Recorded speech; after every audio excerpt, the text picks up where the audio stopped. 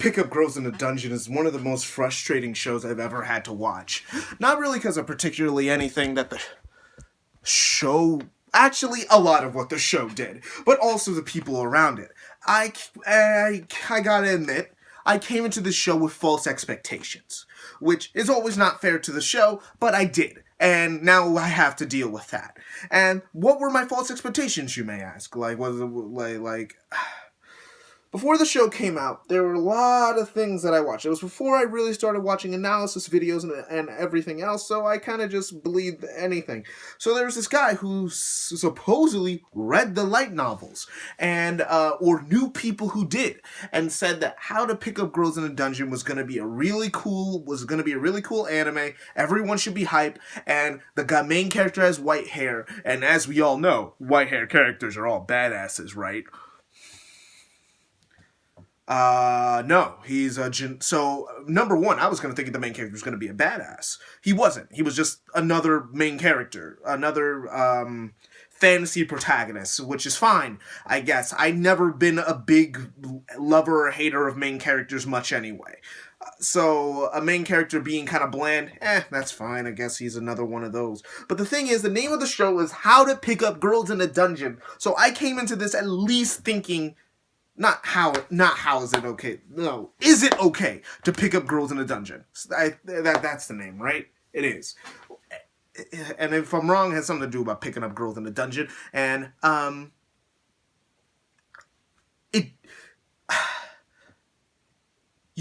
with that title in mind, you would think that he would go into the series. You would go into the series thinking, okay, so our main character is at least going to attempt to pick up girls in this dungeon.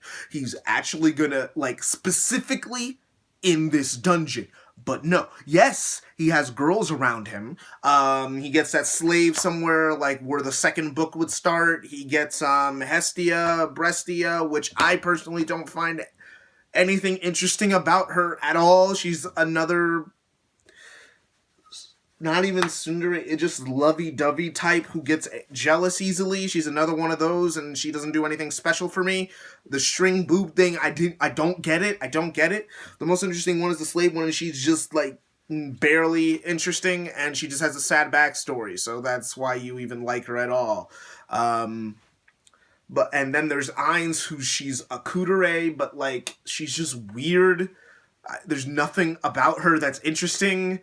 I think her name is Ainz anyway. I forget her name. It's like Ainz or Ainz. Or she's blonde. It's the one with the blonde hair.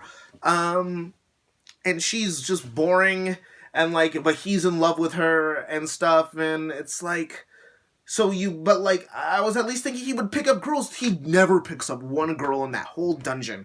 And it's really annoying how he never really does. Because it's he, girls like him more, but, it's not like he's going out of there to, just pick it, or even questioning the fact if it's okay for him to do it, which is the name of the goddamn show. But no, what they really want you to think about is the familia myth, because in the last episode, turns out he's the grandson of Zeus. So, oh man, now we're done, this one guy just starts ranting and raving about, oh no, we'll start the familia myth.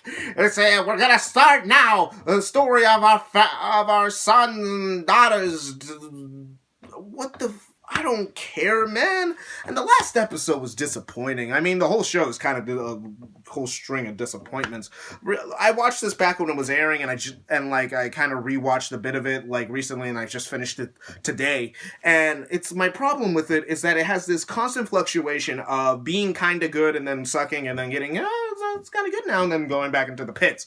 What it would do is that at the end, it would do the light novel thing. And I hate the light novel thing, because it hits me. Now I see it, but before, didn't see it, and I hate it. I was just it's like the show would be okay, have an okay first episode, get kind of boring, but in that one episode, we'll pull up with that real cool thing that it did, and then go back into this little depth a little bit, and pick it back up, and then have that cool thing, because they're shaped like books, and books have a first, second, a beginning, middle, and end, and the thing is, the show is shaped out of multiple beginning and ends, so it has 3 climaxes throughout the entire show, and the thing is about that, is that, those work for books, and stuff, but for a show, it tricks the audience into thinking, oh, now this is where it gets good. No, that was just the end of a subpar arc. the moments that come to mind is when he fights the thing in the town, when he fights the Minotaur in the dungeon, and like he just, which was actually pretty good. It was actually a pretty good, well animated fight. The big monster in the town, that was not very well animated. It was kind of crappily directed and had bad timing. And then there's the whole Goliath fight at the end, which I hate. It's kind of boring all throughout. And they do this thing that I hate where they make everything red. And I hate red in anime because it just hurts my eyes. It's just annoying to look at. It's dull. I know it's dull and bright at the same time. That's an oxymoron. But I hate it. I hate how it looks. Show's animation is nothing special to really speak of. The character designs are okay.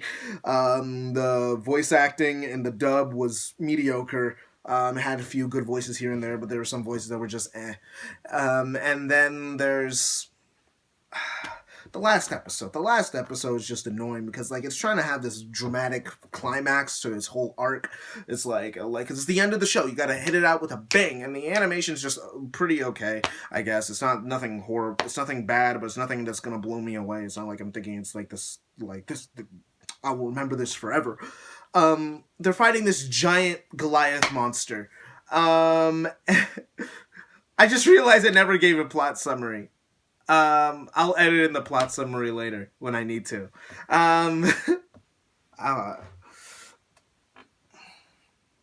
Tell me if I didn't. I'll probably forget. But like they're talking, so there's this big Goliath thing, all right? There's this big the monster that they call Goliath, and they fight it at the beginning of the arc, and then our main group gets hurt, and then they kind of like chillax for a little bit for the rest of the yard. Then they have that point where I legit dropped the show for a while, where he falls into the naked bath so arbitrarily, and it's just like, no, this is nothing. And he just, but like they're fighting the Goliath thing, and it's like everyone's together fighting it except for apparently the strongest people who should be there, really. And I don't care if they left earlier, because I don't even know if they did. I forgot, because I have a very low memory of this show. I forget that if they went away or not. And, no, I don't even need to give a plot summary. Just read I'll put the plot summary in the description. But like, so they fight the thing, which is fine, all right. But then the main character, what's his name? I forget. His name's White Hair Boy. Let's just call him White Hair Boy. White Hair Boy gets knocked out, okay, and then like Hestia Brestia is out here like, it's like, no, we gotta bring him back. He's gonna be okay, right? Because he's the only one who can do this. He's the one who will save us all. We know who you could do. You've seen him fight before. Thing is, he has done nothing particularly super amazing that would ever indicate that he can defeat this giant monster that pros are having a hard time defeating in a group. He has never done anything in the entire show that actually, he's done a few things that were kind of cool, but they were nothing like that. That's avant-garde, S-tier. Like, this seems like a fight that, like, S-tier people would have trouble with. Because the thing's a giant from Attack on Titan that regenerates. That has a constant changing hair color. And like, it's like, there's nothing that indicates that he would be able to do it. And it's been like, to have that sort of confidence, you could go like, he can help, but not say that he is the definite key to this whole strategy. There is nothing in the whole show that indicates that he is, besides that he's the main character, but like his power doesn't reach that far. He got his butt kicked by this thing earlier. If I tell me if I'm wrong, but I think he got his butt kicked earlier, only like a week ago by this thing, and he hasn't trained at all. But like all of a sudden he's the key. Then they have this whole thing about a hero, and like, it just remind me of My Hero Academia. And I'm like, oh man, wasn't that a better show?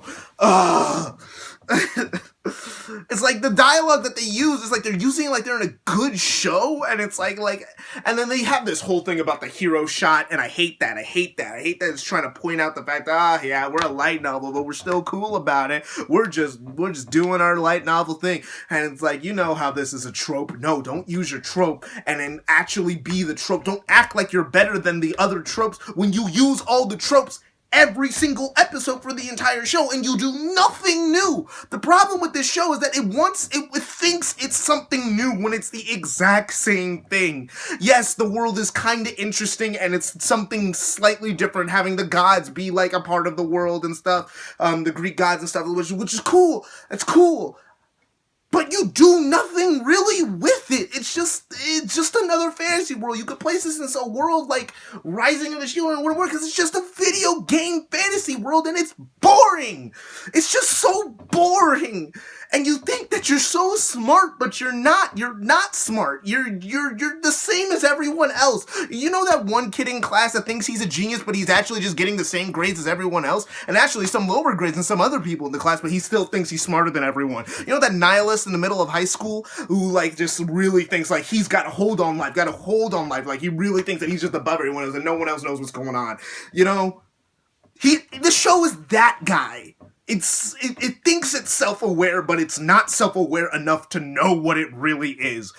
A boilerplate light novel adaptation. Maybe the light novels are great.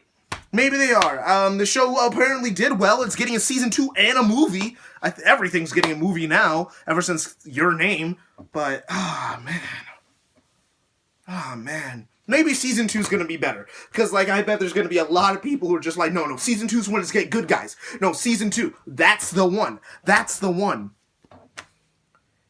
Just watch How to Be an Adventurer, the abridged series for this show. It's better. See you later on the next Anime Everyday Brew. See you next on... just see you next time.